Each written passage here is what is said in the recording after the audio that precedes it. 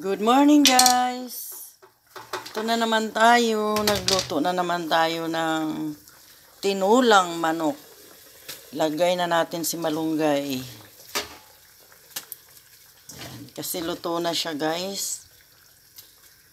Ito ang pinakamasarap, malunggay at saka sayote.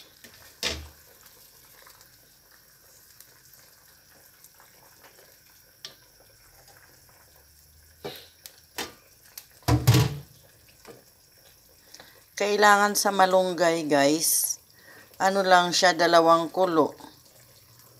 Kasi pag nasobrahan siya sa kulo, papait na siya, mapait na.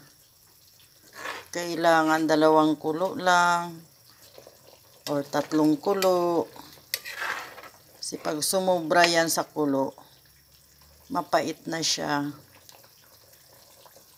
Tinimplahan natin ng patis at magic sarap, konting asin.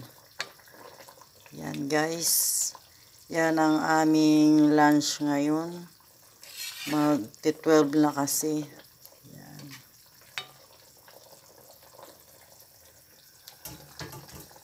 Isang kulo na lang guys at i-off ko na yung apoy.